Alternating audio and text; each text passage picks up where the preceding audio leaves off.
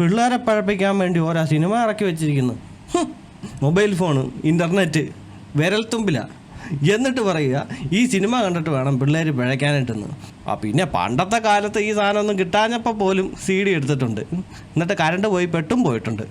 ഈ പരാതി കൊടുത്തവന്മാർക്ക് അത്രയ്ക്ക് വലിയ സൂക്കേടാണെങ്കിലേ ഈ സീരിയലിന് വല്ല നിയന്ത്രണം കൊണ്ടുവരാൻ പറ. എല്ലാ ദിവസവും സന്ധ്യയാകുമ്പോൾ 7:30 തുടങ്ങും എല്ലാ വീടുകളിലും. പിള്ളേരും കണ്ടുപിടിക്കുന്ന തന്നെ ഈ അവിഹിതവും കാര്യങ്ങളൊക്കെ അല്ലേ.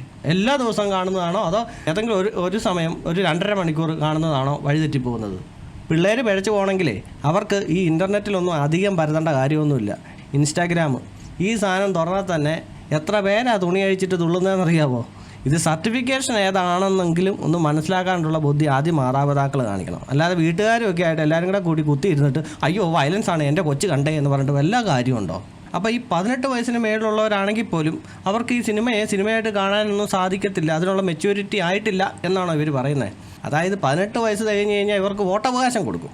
അപ്പോൾ ഒരു സിനിമയായിട്ട് കാണാനുള്ള മെച്യൂരിറ്റി പോലും ഇല്ലാത്തവരെങ്ങനെയാണ് ഒരു ഭരണകൂടത്തെ തിരഞ്ഞെടുക്കുന്നതിലെ പങ്കാളിയാവുക?